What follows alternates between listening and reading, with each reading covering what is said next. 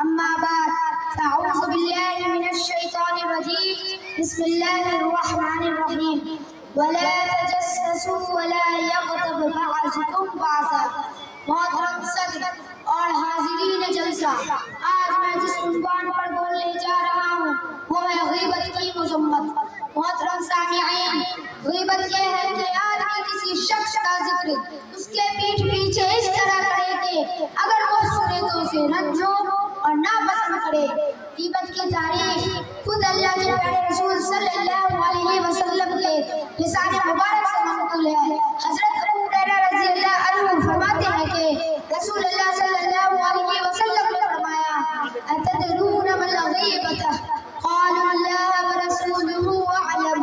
क़ाल ज़िक्रुका अख़ाक बिमा यकरहू। क्या तुम लोग जानते हो ग़ीबत क्या है? उन लोगों ने कहा, अल्लाह और उसके रसूल ज्यादा जानते हैं।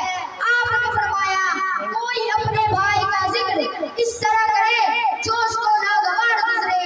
अर्ज़ किया गया, अगर मेरे भाई में वो बुराई पाई जाए जो मैं कह रहा हूँ तो आपने फरमाया, अगर उसमें वो बात पाई जाए जो तुम कह रहे हो तो तुमने उसकी ग़ीबत की, और अगर उसमें वो बात ना हो तो तुमने उस पर बुहतान लगाया। मज़कूरा इरशाद नबवी से बहुत वाज़ेह तौर पर मालूम हो गया कि किसी शख्स की वाकई दीनी और दुनियावी मज़हबी उमूर और जानी व माली उयूब को दूसरों में बयान करना ग़ीबत है और उस पर गलत इल्ज़ाम लगाना बुहतान है। और दूसरी जगह इरशाद फरमाया, वला यग़तब बअज़ुकुम बअज़ा। ऐ लोगों, जो ईमान लाए हो बहुत गुमान करने से बचो, इसलिए कि बाज़ गुमान गुनाह होते हैं। एक दूसरे के जासूसी में न पड़ो। तुम में से कोई किसी की ग़ीबत ना करे। क्या तुम्हारे अंदर कोई ऐसा है जो अपने मुर्दा भाई का गोश्त खाना पसंद करेगा? देखो तुम खुद उससे गिर खाते हो। अल्लाह से डरो, अल्लाह ताला बड़ा तौबा कबूल करने वाला है। ये तो रही कुरान की बात। नबी अकरम सल्लल्लाहु अलैहि वसल्लम ने भी ग़ीबत की सख्त मज़म्मत की है, उसके इर्तिकाब पर वईद सुनाई है।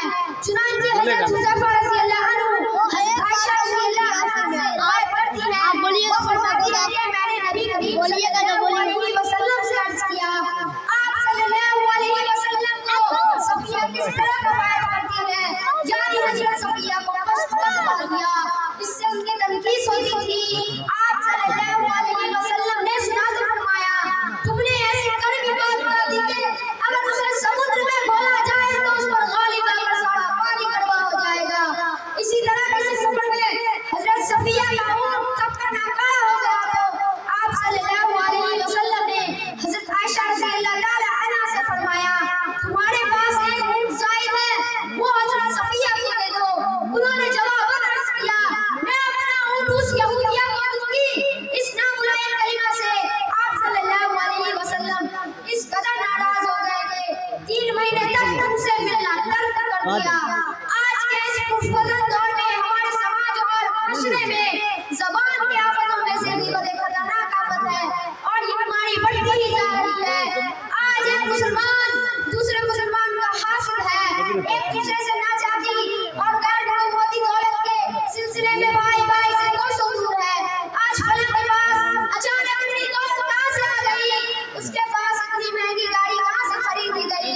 आज हम सब इसी तजस्सुस में पड़े हुए हैं। महफिलों और मजलिसों में ये बात आया होती है कि जबकि अल्लाह के प्यारे रसूल सल्लल्लाहु अलैहि वसल्लम ने इस ग़ीबत को हराम करार दिया है।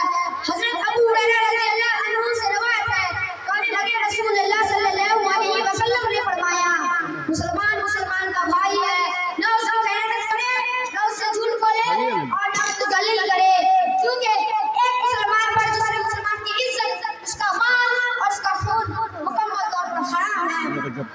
तक़वा दिल में है, आदमी के लिए यही बड़ा इनाम है कि वो अपने किसी मुसलमान भाई को हकीर समझे। हज़रत अनस बिन मालिक रज़ियल्लाहु अन्हु से रिवायत है, फरमाते हैं कि रसूलुल्लाह सल्लल्लाहु अलैहि वसल्लम ने फरमाया, जब मुझे मेराज कराई गई तो मैं ऐसे लोगों के पास से गुजरा जिनके नाखून पीतल के थे, जिससे वो अपने चेहरे नोच रहे थे। मैंने कहा कि जिब्राइल ये कौन है? उन्होंने जवाब देते हुए कहा, ये लोगों का गोश्त खाया करते थे और उनकी इज्जतों पर हमला किया करते थे। खुलासा कलाम ये है कि ग़ीबत हर हाल